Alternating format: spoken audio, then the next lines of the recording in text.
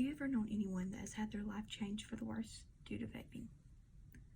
Think about how many teenagers around you, or even in school with you, that are on a downhill path because they let vaping take over their life.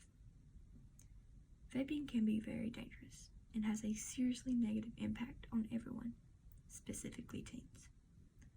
After listening to my speech, you will understand the three main impacting factors that vaping has on teens. These impacting factors include addiction, effects on brain development, and lung disease or lung failure. The first main impacting factor is addiction.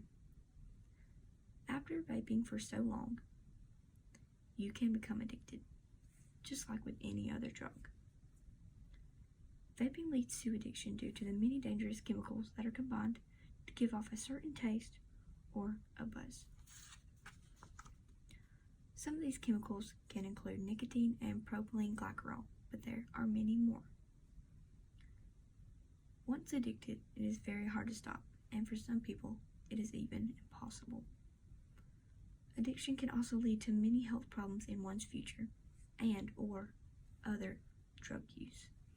Other drug use can include other tobacco products, cigarettes, cigars, and many more. Health problems that can come after addiction include effects on brain development, lung disease, and even sometimes lung failure. Since nicotine is known to slow down blood flow, without good circulation, the lungs struggle to remove toxins caused by the vape. This is what affects the lungs and can even possibly destroy them. And last but most important, vaping affects how the brain develops. According to studies done by Yale Medicine and WebMD, the average person's brain doesn't stop developing until the age of 25. So, if you start while you're in high school, just think about how many years of development you could lose if you start vaping. The areas of the brain affected by vaping include the parts where decision making occurs, emotions are formed, and where impulses are controlled. If the brain is not developed all the way, it could lead to serious mental health problems in one's future. One example of a mental health problem caused by vaping, according to the CDC, is psychosis.